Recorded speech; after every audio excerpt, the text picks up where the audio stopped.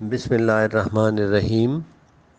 Group کے عزیز دوستو السلام علیکم۔ میں ہوں ڈاکٹر فاروق کے پی کے سوابی سے، اور آج ہم بورک میٹریا میڈیکا سے سلفر پر بات کریں گے۔ دوستو، ڈاکٹر بورک اپنے میٹریا میڈیکا میں سلفر کے بارے میں بات کرتے ہوئے لکھتے ہیں، دس از گریٹ ہینیمین اینٹی سورک، کہ یہ سورا کے لیے ڈاکٹر ہنیمن کی ایک بہت بڑی ریمیڈی ہے، اور اس کو سورا کی سرتاج دوائی بھی کہا جاتا ہے۔ Its action is centrifugal from within out word.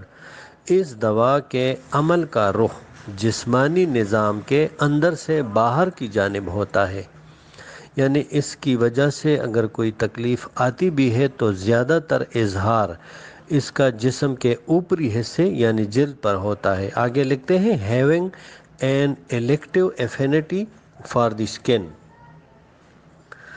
جلد کی خرابیوں کے ساتھ اس دوا کا گہرا تعلق ہے۔ where it produces heat and burning with itching made worse by heat of bed۔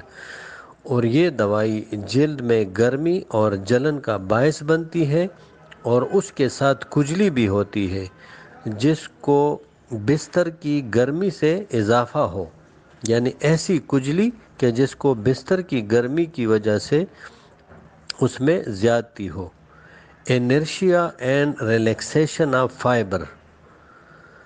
Inertia مین سستی، اور ریلیکسیشن آف فائبر یعنی بافتوں کی بے عملی یا کمزوری، hence feebleness of tone characterises its complaint, یعنی جسمانی بافتوں میں بے عملی اور ڈھیلے پن کی کیفیت ہو، جس کے نتیجے میں اعضاء میں ڈھیلے پن اور ناطاقتی یعنی کمزوری کی علامات پیدا ہوتی ہو، تو تب یہ دوائی بہترین کام کرتی ہے۔ اور آگے ڈاکٹر بورک اس کی مخصوص یا ان کامن سمٹمز کے بارے میں بات کرتے ہوئے لکھتے ہیں، ایبولیشن آف ہیٹ یعنی گرمی کا ابال اٹھنا یا جوش آنا، ڈس لائک آف واٹر پانی کا ناپسند کرنا، dry and hard here and skin بالوں اور جلد میں خشکی اور سختی کا ہونا، ریڈ اوریفیسس اور تمام مخارج کا سرخ ہونا، یعنی منہ، ناک، مقعد وغیرہ میں سرخی کا ہونا، sinking feeling at stomach 11 AM، اور تقریباً دن کو 11 بجے قبل دوپہر معدے میں شدید نقاہت کا ہونا، اینڈ کٹنپ سلیپ اور نیند کی جھپکیوں کا آنا، آلویز انڈیکیٹ سلفر ہومیوپیتھیکلی۔ یہ جو بھی مندرجہ بالا کیفیات ہے یا علامات ہے، یہ سلفر کے ہومیوپیتھک کے استعمال کی طالب ہوتی ہے، یعنی ان صورتوں میں ہومیوپیتھک میں سلفر کا استعمال پھر ضروری ہو جاتا ہے۔ Standing is the worst position for sulphur patients. آگے ڈاکٹر بورک سلفر کی ایک نمایاں علامت کے بارے میں بات کرتے ہوئے کہتے ہیں کہ سلفر کے مریضوں کے لیے کھڑا ہونا ایک تکلیف دہ عمل ہے یا حالت ہے۔ اٹ آلویز انکمفرٹیبل، کیونکہ اس حالت میں مریض ہمیشہ بے آرامی محسوس کرتا ہے۔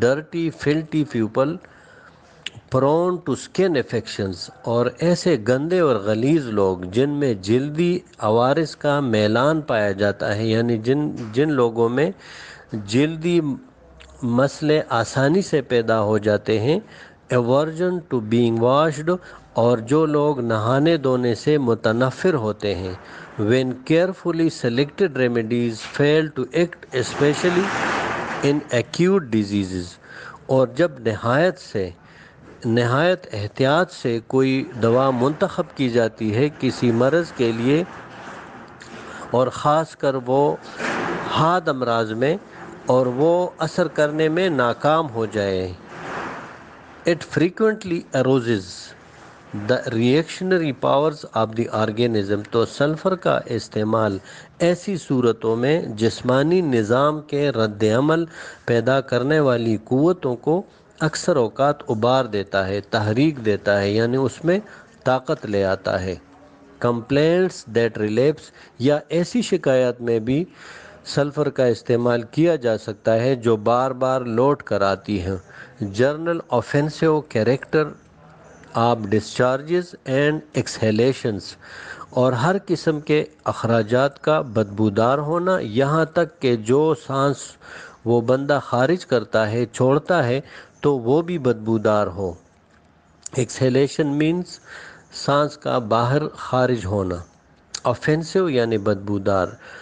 Very red lips and face flushing easily, اور ہونٹ اور چہرہ بہت زیادہ سرخ ہو اور چہرہ آسانی سے تمتما اٹھے۔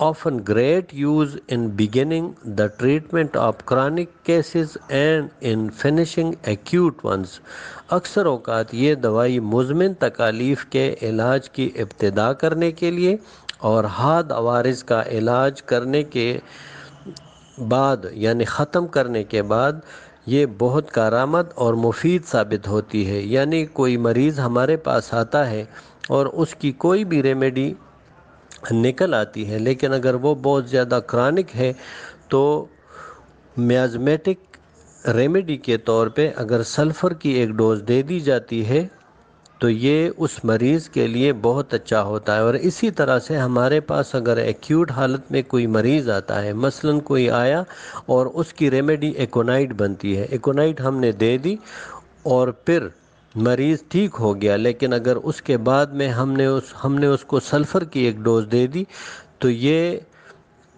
اس کے ایکشن کو مزید تقویت دیتا ہے اور مریض کی امیونٹی پاور کو بہت تیز کرتا ہے۔ بہت شکریہ سر، السلام علیکم۔